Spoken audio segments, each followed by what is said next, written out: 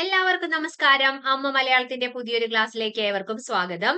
ഇന്ന് അതായത് മെയ് 17, 2025 നടന്ന സിഇഒ പരീക്ഷയുടെ ക്വസ്റ്റ്യൻസ് ആണ് നമ്മൾ വർക്ക്ഔട്ട് ചെയ്ത് നോക്കാൻ പോകുന്നത്. മലയാളത്തിന് 10 മാർക്കിന്റെ ചോദ്യങ്ങളാണ് ഉണ്ടായിരുന്നത്. നമുക്ക് നോക്കാം PSCയുടെ ഇപ്പോഴത്തെ ട്രെൻഡ് എന്താണ്. കാരണം ഇനി അങ്ങോട്ട് 21, 24 തീയതികളിലൊക്കെ ആയിട്ട് നമുക്ക് ഒരുപാട് പരീക്ഷകൾ വരാനുണ്ട്. അപ്പൊ നമുക്ക് എങ്ങനെയായിരുന്നു ഇന്നത്തെ 10 ചോദ്യങ്ങൾ എന്ന് നോക്കി പോകാം. അതിനു മുമ്പ് നിലവാരം വളരെ എന്താ പറയുന്നത്, ഒരു നോർമൽ രീതിയിലുള്ള ക്വസ്റ്റ്യൻസ് ആണ് ചോദിച്ചത്. 2 ചോദ്യങ്ങൾ മാത്രമേ കുട്ടികൾക്ക് ഒരു സംശയം ജനിപ്പിക്കത്തക്ക രീതിയിൽ ഉണ്ടായിരുന്നുള്ളൂ. ബാക്കിയെല്ലാം വളരെ നോർമൽ ആയിട്ടുള്ള ക്വസ്റ്റ്യൻസ് ആണ്. നമുക്ക് നോക്കാം എത്ര മാർക്ക് സ്കോർ ചെയ്യാൻ പറ്റുന്നുണ്ട് എന്ന് താഴെ ഒന്ന് കമന്റ് ചെയ്യണേ. ആദ്യത്തേത് അവൻ എന്ന പദം പിരിച്ചെഴുതാനാണ് പറഞ്ഞിരിക്കുന്നത്. പദശുദ്ധി വിഭാഗം അല്ല, സോറി, പിരിച്ചെഴുത്താണ് അല്ലെ. പിരിച്ചെഴുത്ത് വിഭാഗത്തിൽ നിന്നുള്ള ചോദ്യമാണ് ആദ്യം തന്നെ വന്നത്. അവൻ എന്ന പദം പിരിച്ചെഴുതാൻ പറഞ്ഞു. അവ എൻ, ആ പ്ലസ് വൻ, ആ പ്ലസ് അൻ, ആ പ്ലസ് എൻ. ഇതിലേതാണ് കറക്റ്റ് എന്നതാണ്. നമുക്കറിയാം ആ പ്ലസ് അൻ ആണ്. ആ പ്ലസ് അൻ കൂടിച്ചേരുമ്പോഴാണ് അവൻ എന്നായിട്ട് മാറുന്നത്. നമുക്കതറിയാം. ആ പ്ലസ് അൻ കൂടിച്ചേരുമ്പോ അവൻ ആണ്. നമ്മൾ കൊടുത്തിടത്തൊന്നും വ് എന്നൊരു വർണ്ണം കാണുന്നില്ല, പക്ഷെ ഉത്തരത്തിൽ നമുക്ക് വ് എന്ന വർണ്ണം കാണുന്നുണ്ട്. അപ്പൊ നമുക്ക് മനസ്സിലായി വ് എന്നത് പുതുതായി വന്നു ചേർന്നതാണ്. അതുകൊണ്ട് അവൻ എന്ന പദം ആഗമസന്ധിക്ക് ഉദാഹരണമാണ്. ഇതിന് ഉദാഹരണം തന്നെയാണ് അവൾ എന്ന പദം. അതുകൂടാതെ അയാൾ എന്ന പദം എല്ലാം എന്തിന് ഉദാഹരണമാണ്? ആഗമസന്ധിക്ക് ഉദാഹരണങ്ങളായിട്ട് നമുക്ക് പറയാം. രണ്ടാമത്തെ ചോദ്യം ആദേശസന്ധിക്ക് ഉദാഹരണം ഏത് എന്ന് കണ്ടെത്താനാണ്. 4 ഓപ്ഷൻസ് കൊടുത്തിട്ടുണ്ട്. ഓപ്ഷനുകൾ ഓരോന്നായിട്ട് നമുക്ക് പരിശോധിക്കാം. ആദ്യത്തേത് പച്ച പ്ലസ് കുതിര കൂടിച്ചേരുമ്പോ പച്ച കുതിര എന്നായി മാറും. നോക്കൂ, ഇവിടെ കൊടുത്തിടത്ത് പ്ലസിനു ശേഷം ഒരു കായാണുള്ളത്. നമുക്ക് ഉത്തരം കിട്ടിയപ്പോൾ അത് ഇരട്ടിച്ച് കാണാനായിട്ട് സാധിക്കുന്നുണ്ട് അല്ലെ. മറ്റൊന്നും നഷ്ടപ്പെട്ടതായും കാണുന്നില്ല. അപ്പൊ നമുക്ക് മനസ്സിലായി പദം ഇരട്ടിച്ചു വന്നാൽ അത് ദ്വിത്വസന്ധിയാണ് എന്ന് നമുക്കറിയാം അല്ലേ. 2 പദങ്ങൾ കൂടിച്ചേരുമ്പോ ഒരു പദത്തിന് ഇരട്ടിപ്പ് സംഭവിച്ചാൽ അവിടെ വരുന്നത് ദ്വിത്വസന്ധിയാണ്. അപ്പൊ പച്ചക്കുതിര ദ്വിത്വസന്ധിയാണ് എന്ന് നമുക്ക് മനസ്സിലായി. രണ്ടാമത്തേത് വിണ്ണധികം തലം കൂടിച്ചേരുമ്പോ വിണ്ടലം എന്നാണ് വന്നിരിക്കുന്നത്. നമുക്ക് നോക്കാം എന്താണ് അവിടുത്തെ മാറ്റം. നമ്മൾക്ക് തന്നത്, അതായത് നമ്മൾ കൊടുത്ത പ്രൊഡക്റ്റ് വിണ്ണധികം തലമായിരുന്നു. നമുക്ക് ഉത്തരമായി കിട്ടിയത് വിണ്ടലമായിരുന്നു. ബേസിക് ആണ്, തീരെ അറിയാത്ത കുട്ടികൾ ഉദ്ദേശിച്ച് പറയുന്നതാണ്. ണ്ട എന്നൊരക്ഷരമാണ് ഇവിടെ കാണാൻ സാധിക്കുന്നത്. ണ്ട എന്നാൽ അത് എൻ പ്ലസ് ഡായാണ്. കറക്റ്റ് അല്ലേ. ണ്ട വളരെ സ്ലോവില് ണ്ട എന്ന അക്ഷരം പറയുമ്പോൾ നമുക്ക് മനസ്സിലാവും എൻ പ്ലസ് ഡായാണ്. നമ്മളുടെ കയ്യിൽ പക്ഷെ എൻ പ്ലസ് തായല്ലേ ഉണ്ടായിരുന്നേ. ഉത്തരത്തിലാണെങ്കിൽ എൻ പ്ലസ് ഡായാണ് കാണുന്നേ. അപ്പൊ നമുക്ക് എന്ത് മനസ്സിലായി? ഇവിടെ നിന്ന് ഈ ത് എന്ന വർണ്ണം പോയി, അതിന് പകരമായി ഡ് എന്നൊരു പുതിയ വർണ്ണം വന്നു ചേർന്നു അല്ലേ. അങ്ങനെ ഒന്ന് പോയി ഒന്ന് വരുമ്പോ വിണ്ടലം എന്നത് എന്ത് സന്ധിക്ക് ഉദാഹരണമാണ്? അത് ആദേശ സന്ധിക്ക് ഉദാഹരണമാണ്. കിട്ടിയല്ലോ. നമ്മുടെ ക്വസ്റ്റ്യനും അത് തന്നെയായിരുന്നു. ആദേശ സന്ധിക്ക് ഉദാഹരണം വിണ്ടലമാണ്. മറന്നു പോയേക്കരുത്. ഇതിൽ ഉൾപ്പെടുത്താവുന്ന കുറെ അധികം വാക്കുകളുണ്ട്. PSC സ്ഥിരമായി ചോദിക്കുന്നതാണ്. വിണ്ടലം എന്ന വാക്ക് ചോദിക്കാറുണ്ട്, തണ്ടാർ ചോദിക്കാറുണ്ട്, നോക്കി വെച്ചോളൂ, അടുത്ത പരീക്ഷയ്ക്ക് വരും. അതേപോലെ കണ്ണീർ എന്ന പദം ചോദിക്കാറുണ്ട്. പിന്നെ നമ്മളോട് ചോദിക്കാറുള്ളത് എണ്ണൂറ് എന്ന പദം ചോദിക്കാറുണ്ട്. നെന്മണി എന്ന പദം ചോദിക്കാറുണ്ട്.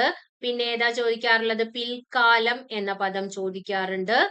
ഇതൊക്കെ, ഈ പദങ്ങളെല്ലാം ആദേശ സന്ധിക്ക് ഉദാഹരണമായിട്ട് ചോദിക്കാറുള്ളതാണ്. ജസ്റ്റ് ഒന്ന് ഓർത്തു വെച്ചോളൂ കേട്ടോ. അപ്പൊ നമുക്ക് പരീക്ഷയ്ക്ക് പെട്ടെന്ന് ആൻസർ ചെയ്യാനായിട്ട് സാധിക്കും.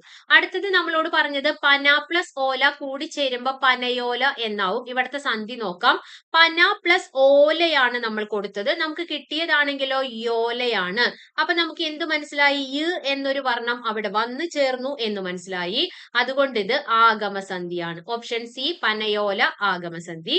ഇനി ഓപ്ഷൻ ഡിയിലേക്ക് പോവുകയാണെങ്കിൽ കേട്ടു പ്ലസ് ഇല്ല കൂടിച്ചേരുമ്പോ കേട്ടില്ല എന്ന് വരും. പ്ലസിന് ശേഷം ഇല്ല, ഇതിലെ ഈ എന്ന ശബ്ദമാണ് ഇവിടെ വള്ളി ആയിട്ട് വന്നിരിക്കുന്നത്. അത് നിങ്ങൾക്ക് അറിയാവുന്നതാണ്.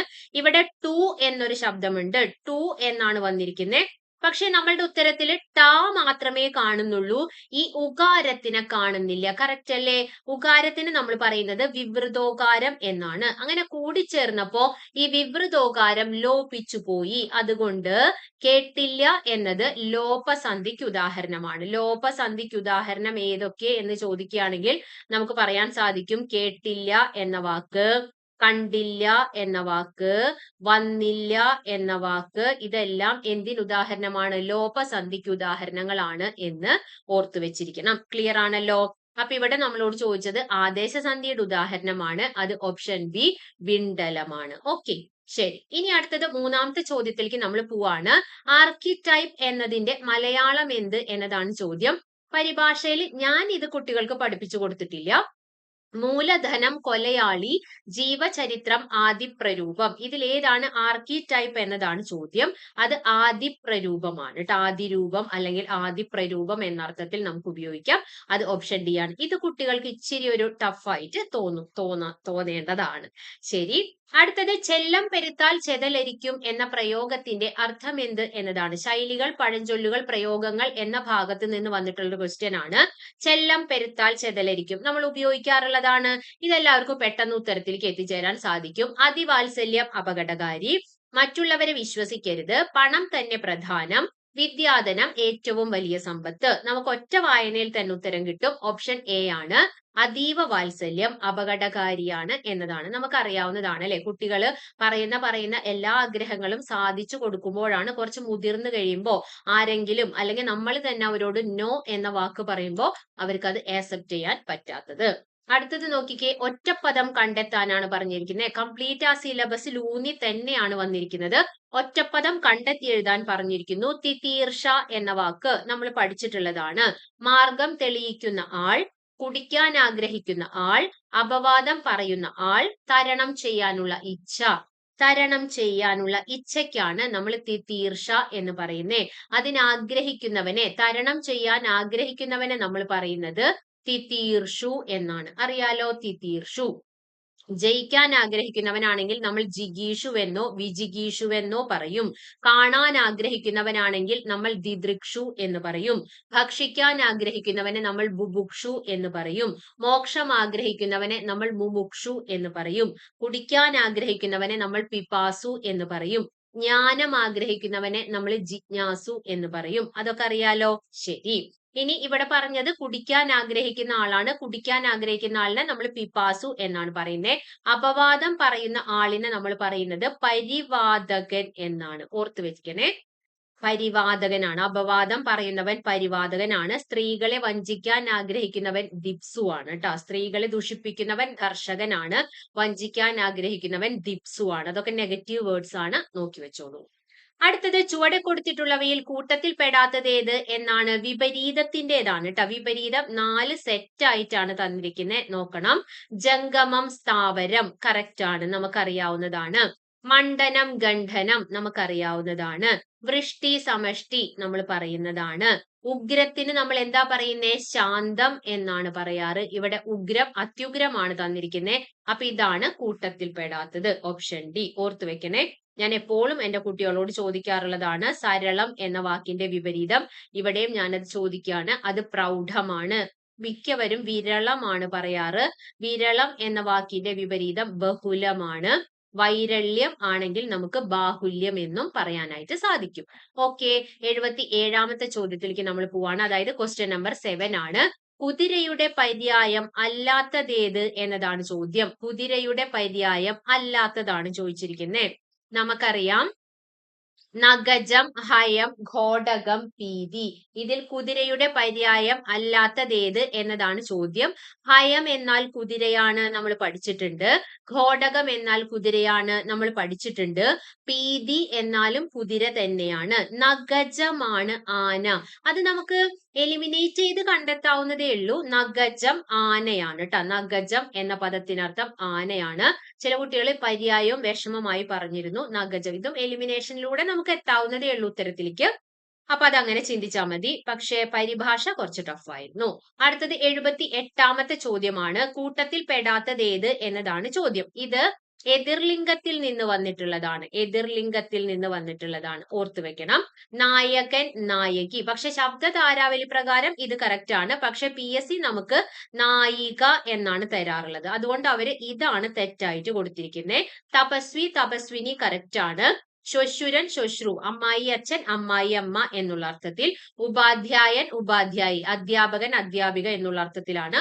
ഉപാധ്യായൻ, ഉപാധ്യായി എന്ന വാക്ക് നമ്മൾ ഉപയോഗിക്കുന്നത്. അപ്പൊ ഇതിൽ കൂട്ടത്തിൽ പെടാത്തതായി അവർ തന്നിരിക്കുന്നത് ഓപ്ഷൻ എ നായകൻ, നായകി എന്നാണ്. അടുത്തത് 9ാമത്തെ ചോദ്യം. പൂജക ബഹുവചനത്തിന് ഉദാഹരണം. ഞാൻ പറയാറില്ലേ, എല്ലാ ക്വസ്റ്റ്യൻ പേപ്പറിലും വചനം അവർ ഒഴിവാക്കാറില്ല.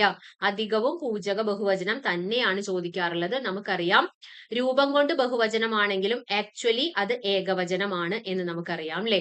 നോക്കിയേ, മിടുക്കർ എന്ന് പറയുമ്പോൾ എന്തായാലും ഒന്നിലധികം ആളുകളുണ്ട്. മിടുക്കർ എന്ന് പറയുമ്പോൾ ആണും പെണ്ണും ഒന്നിച്ചുള്ള മിക്സഡ് ഗ്രൂപ്പാണ്. അതുകൊണ്ട് അത് അലിംഗ ബഹുവചനമാണ്. വൈദ്യർ, അതാണ് പൂജക ബഹുവചനം, നമുക്കറിയാം. അപ്പൊ ഉത്തരമായിട്ട് വരുന്നത് ഓപ്ഷൻ ബി ആണ്. സ്ത്രീകൾ എന്ന് പറയുമ്പോൾ പെണ്ണുങ്ങൾ മാത്രമുള്ള ഗ്രൂപ്പാണ്, സലിംഗ ബഹുവചനമാണ്. നദികളാണെങ്കിൽ നമുക്കറിയാം അത് നപുംസകലിംഗമാണ്. നപുംസകലിംഗമോ സ്ത്രീലിംഗമോ പുല്ലിംഗമോ കൂട്ടമായി വന്നാൽ അത് സലിംഗത്തിൽ പെടും എന്നാണ് നമ്മൾ പഠിച്ചിട്ടുള്ളത്. അതുകൊണ്ട് നദികൾ എന്നത് സലിംഗ ബഹുവചനമാണ്. ക്ലിയർ ആണല്ലോ. അടുത്തത് ലാസ്റ്റ് ചോദ്യമാണ്. കരണീ പ്രസവം എന്ന ശൈലിയുടെ അർത്ഥമെന്ത്? നമുക്കറിയാം 2 പ്രസവങ്ങളാണുള്ളത്. ഏതാണ്? സൂകരപ്രസവവും കരണീ പ്രസവവും. സൂകരപ്രസവമാണെങ്കിൽ നമുക്കറിയാം പന്നിപ്പേറാണ്, അത് എളുപ്പവും സുലഭവുമായത് എന്നുള്ള അർത്ഥത്തിലും, കരണീ പ്രസവമാണെങ്കിൽ അപൂർവമായി സംഭവിക്കുന്നത് എന്ന അർത്ഥത്തിലും നമ്മൾ ഓൾറെഡി പഠിച്ചിട്ടുള്ളതാണ്. അപ്പൊ കരണീ പ്രസവം എന്ന് പറഞ്ഞാൽ ഓപ്ഷൻ ഡി അപൂർവമായ സംഭവം എന്നാണ്. അങ്ങനെ 10 ക്വസ്റ്റ്യൻസ് ആണ്. വളരെ നല്ല നിലവാരത്തിൽ, അതായത് നിലവാരം ഒന്നും അത്ര അധികം കൂട്ടാതെ നോർമൽ രീതിയിലുള്ള ഒരു പരീക്ഷയായിരുന്നു. മലയാളം ചതിച്ചില്ല എന്നാണ് മൊത്തത്തിൽ കുട്ടികളുടെ അഭിപ്രായം. അപ്പൊ ഇനി വരാൻ പോകുന്ന പരീക്ഷകളും ഇങ്ങനെ ആയിരിക്കട്ടെ. നമുക്ക് ബേസിക്കിലുള്ള നമ്മളുടെ ജ്ഞാനം, അതായത് ബേസിക് നമ്മൾ മറന്നു പോവരുത്. ബേസിക്കും നല്ല സ്ട്രോങ് ആക്കണം. അതോടൊപ്പം പുതിയ പുതിയ ചോദ്യങ്ങളും നമുക്ക് ഉൾപ്പെടുത്തി പഠിക്കണം എന്നുള്ളതാണ് അതിന്റെ ഇപ്പോഴത്തെ ഒരു നിലവാരം വെച്ചിട്ട് നമുക്ക് നോക്കുമ്പോൾ മനസ്സിലാവുന്നത്. അപ്പൊ ഇനിയുള്ള പരീക്ഷകളും ഇതുപോലെ ആയിരിക്കട്ടെ. എല്ലാവർക്കും ഫുൾ മാർക്ക് കിട്ടട്ടെ. നിങ്ങൾക്ക് ഏതൊക്കെ ക്ലാസ്സുകളാണ് വേണ്ടത് എന്നുള്ളത് വീഡിയോയുടെ താഴെ കമന്റ് ആയിട്ട് ഇടുകയാണെങ്കിൽ നമുക്ക് ക്ലാസ് ആയിട്ട് കാണാം. Okay, thank you dears. By.